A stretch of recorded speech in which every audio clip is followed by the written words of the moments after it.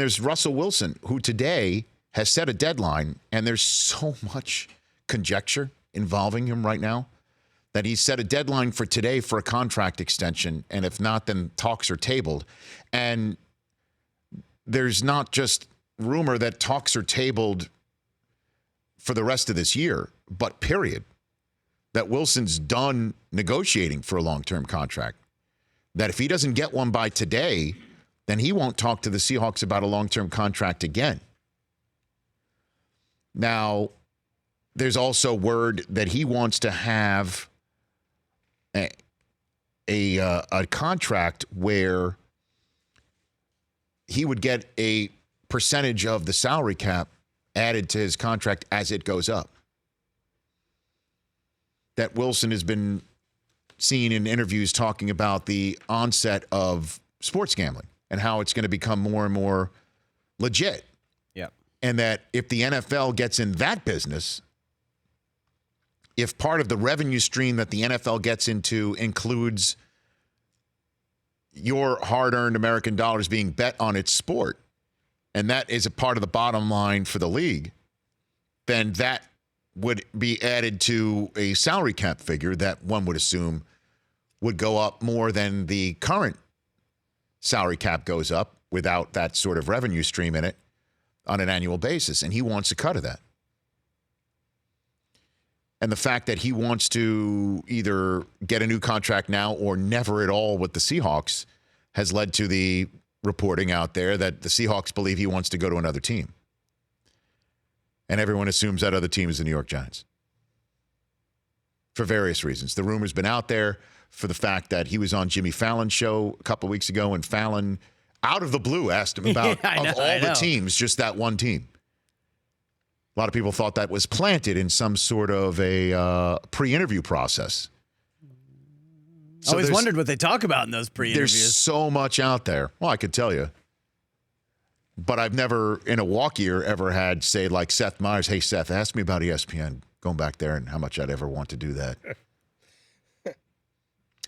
So there's really so much conjecture. And all I would say is this, if Russell Wilson wants to go on a Kirk Cousins plan when his contract's up in 2020, the franchise tag in 2020 would be $30.3 million, $36.4 million in 2021. And then in 2022, it would go up to $52 million for an annual salary, which obviously is not something. And he would be 33 at that point with a huge window of opportunity to make a big killing at age 33. I mean, look what Aaron Rodgers just signed, essentially at that age. And if you're sitting here saying, well, Russell Wilson shouldn't be the highest paid quarterback in the game, you're wrong. He should be. You know why? Because it's his turn. That's the way these things work. I just don't understand that. That's the way it works. But you understand how that doesn't really make any sense. It's the way it works. It's his time. It's his turn. He's up. Well, not up now. He would be up in a year. And he's basically, I don't know if he is in fact saying behind the scenes, I'm going to either get a contract now or never with you. And I'll go year to year on franchise tag, or it'll be so prohibitive you're going to get rid of me.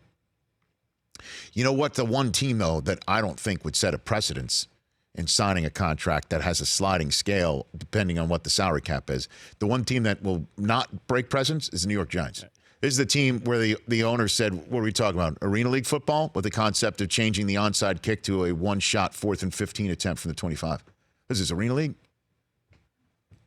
I don't see John Mara saying, you know what? Here's how we're going to handle the endgame scenario of Eli Manning. Here's what we're going to do. We're going to acquire Russell Wilson right now and pay him $30-some-odd million a year. Give him the contract that he wants, including a sliding scale for a salary cap. Breaking that precedence and leaving that in the laps of the other 31 teams that are going to have to sign their franchise quarterbacks one day. And tell Eli you're done now. That sounds out of the realm of never happening. But you get rid of Eli Manning for Russell Wilson, though. And pay him $30-something million a year? Really? You're not paying. I mean, Odell's gone. I don't know. Is Saquon still on a rookie deal? You don't do that. You draft the quarterback and you pay him nothing and try and win the damn thing in that first opportunity. Well, that's just how what Seattle did. Right. That's what you do now. You don't just acquire the guy out of the blue at age 30 and pay him and get a monster huge ass contract. That would stun me. Stun. Eli said a bunch of things, said he made a decision to come back this year very quickly. Only found out for sure the Giants wanted him back in the last month, he said. Also said he found out Odell Beckham got traded by watching TV, saw it on the bottom line, and then reached out to Odell. There you go. I'm telling you, they are not trading for Russell Wilson. That ain't happening. It would cost them one of their first-round picks. Both? Not both. No chance. No way. For Russell Wilson? I understand. Seattle can ask. Giants wouldn't do that. Why would they do that? Because you get a future Hall of Famer. Or you to replace your Hall of Famer. I guess. Who needs to be put out to pasture. It's way too expensive in draft picks and money. It would be so un-Giant-like. It really, really would be. So un-Giant-like. Trade him in conference, too. It'll be one of those that get him out as far away as you possibly can. I mean, he's Don't trade him in pretty conference. far in New York to Seattle. I understand that, but far. you still see him. You could still see him once every year. But if you're Giants fans, again, it's not your money. But would you rather have Eli and Saquon Barkley or Russell Wilson and Saquon Barkley? But again, it's not your money, and it's not like baseball. It's a large chunk of your cap. Are the Giants ready to pay a quarterback that much money? No. You know who is? Seattle, which has been preparing for it. And if they got rid of Russell Wilson right now, do you know how terrible they would be? With all due respect to that franchise that always seems to have a team that performs better because they know how the sum of the parts really works better than most. Let me ask you this. Let's say this goes sour. Russell doesn't get a new deal, and he's playing out the rest of his deal and maybe on a franchise check. Do you think the fans in Seattle turn on Russell Wilson? Why would they turn on him?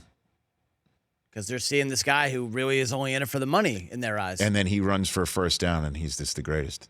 He shows up in the kids' hospitals on Tuesday. He has every right to try and get his. Every last right to try and get his.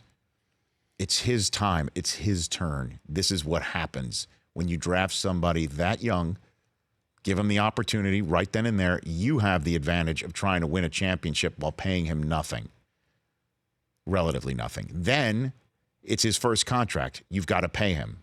And they paid him. Now it's his second contract. It's time. You've got to pay him.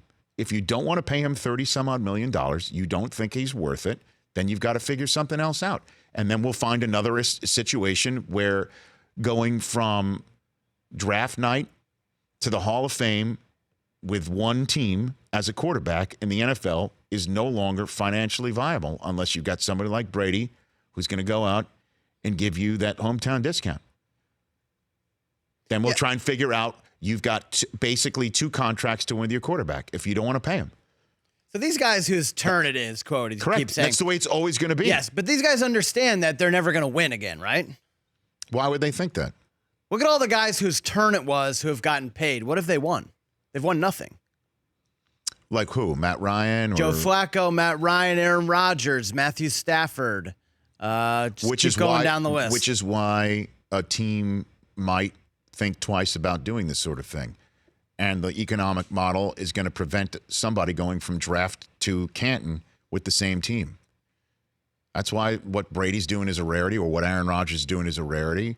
And these guys might realize that they're getting paid, and maybe not winning is your point, but they're getting paid. And when then they retire at age 40, they're like Elmer J. Fudd, millionaire, own a mansion and a yacht.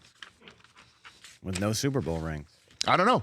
You can't say that for sure. You can't say that is for sure. You pay somebody that amount of money, they're not going to win. Well, we're still waiting for the first. Well, Breeze is going in a kind of a 1 year or every 2 year situation. He came damn close. But look at the salary of Breeze in 2009 when he won Aaron Rodgers in 2010. It's been a while now. Who's going to be the first $30 million a year quarterback to not kill his team because of how much of the cap space it takes up? For more of The Rich Eisen Show, tune to Audience Channel 239 on DirecTV for free on BR Live or download the Rich Eisen Show app.